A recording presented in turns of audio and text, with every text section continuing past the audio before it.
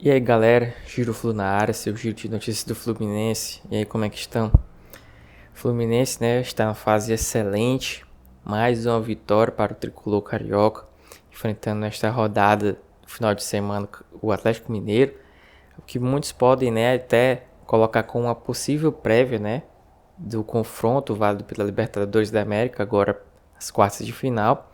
Só que a gente tem que ir com um pouco de calma, cautela. O Fluminense também sai da zona de rebaixamento.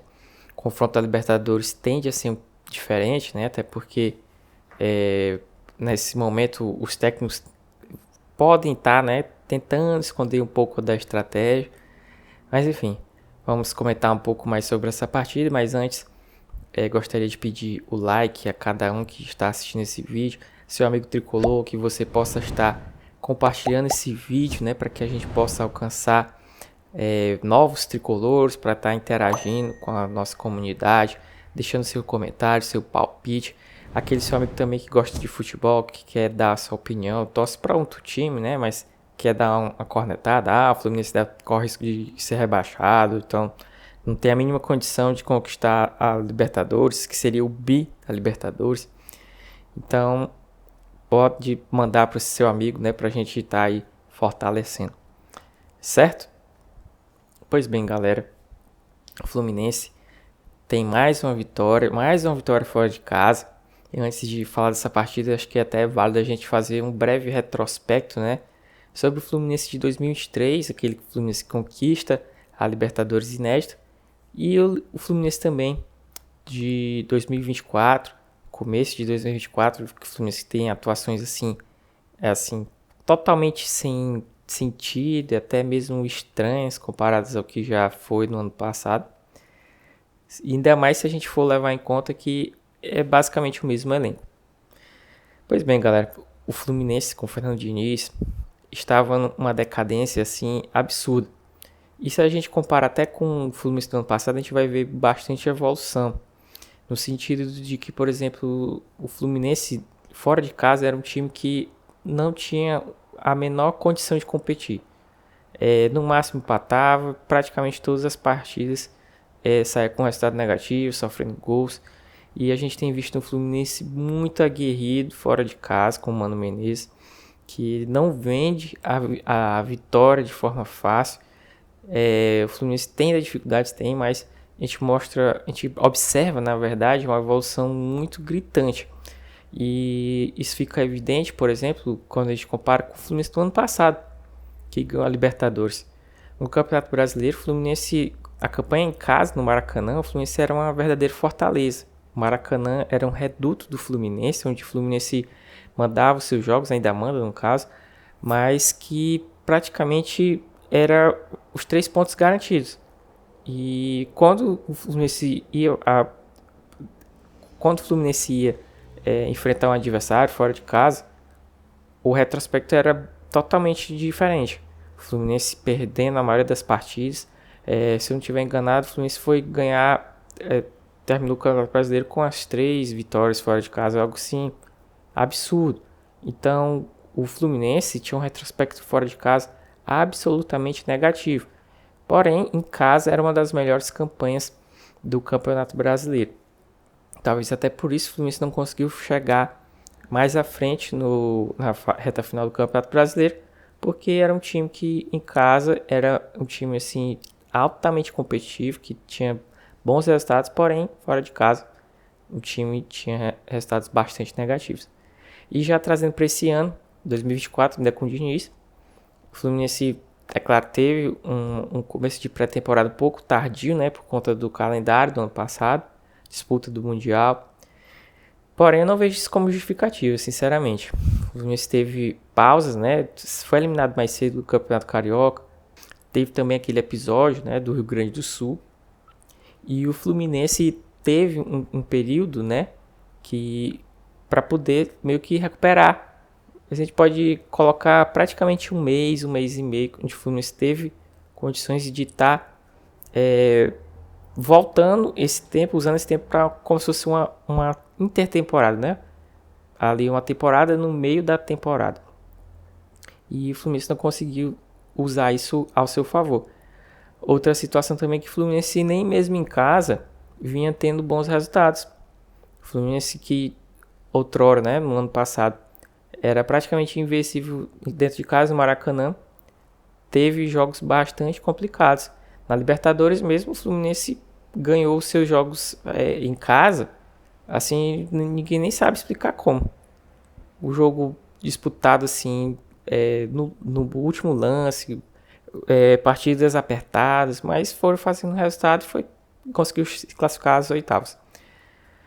E tudo isso evidenciou que era necessária uma mudança urgente no Fluminense, até porque o Fluminense, quando o Diniz sai, ocupava a lanterna do Campeonato Brasileiro, uma situação extremamente complicada, e o Mano assume esse trabalho, né? Ele é um técnico de muita experiência também, já foi técnico da seleção brasileira também, tem muitos títulos também, quanto técnico, mas que vinha em uma condição mais um pouco que as pessoas não acreditavam mais tanto no trabalho dele. É como o Luxemburgo, que é um técnico de extremo gabarito no futebol brasileiro, já chegou a treinar inclusive o Real Madrid, porém atualmente ele é visto como um treinador ultrapassado, que não tem mais aquele domínio técnico que ele já teve anteriormente.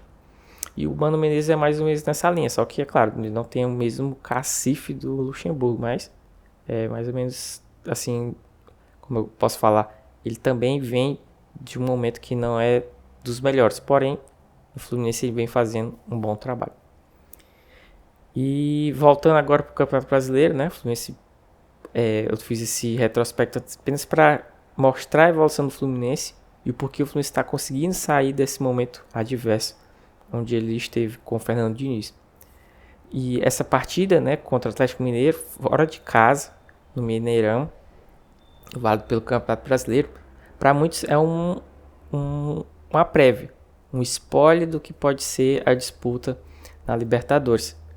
E eu até acho que essa escalação do Mano, ela talvez ter sido um teste de laboratório para enfrentar Atlético Mineiro fora de casa.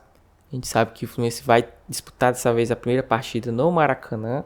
O jogo da volta decisivo vai ser em Minas Gerais. E o Fluminense vai tentar fazer o seu resultado no Maracanã e tentar ver o que acontece no Mineirão. Segurar um resultado, então, quem sabe, buscar uma jogada em contra-ataque, não sei. Eu sei que essa escalação foi a mais diferente que eu vi do Mano até agora do Fluminense. E ele saiu com 3 zagueiros, sem lateral praticamente. Ele colocou o Guga como lateral, mas só que tanto o Guga quanto o Serna, que seria o esquerdo, eles estão fazendo quase que a posição, assim, a função de alas. Eu vou até colocar uma ilustração aí da escalação do Fluminense. E eles têm mais liberdade de atacar, né? E são protegidos, né, as costas dele pelos 2 volantes, o Martinelli e o André. O Martinelli e o André, que bem mais defensivos do que em outras partidas.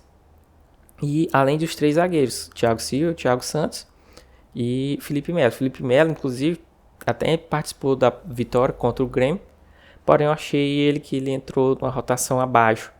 Acredito que entrou meio frio na partida e não conseguiu entrar tão bem.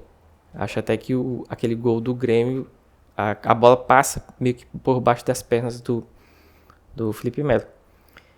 Porém, nessa partida contra o Atlético Mineiro, ele já começa jogando, jogou muito bem. A gente sabe que o Felipe Melo tem uma qualidade técnica muito boa, acima da média, porém o que pesa nele é a condição física. Ele tem tanta liderança com o elenco, né, a questão de contagiar os seus companheiros, como também ele consegue desestabilizar o adversário, seja com as falas dele, com um encarão, uma trombada.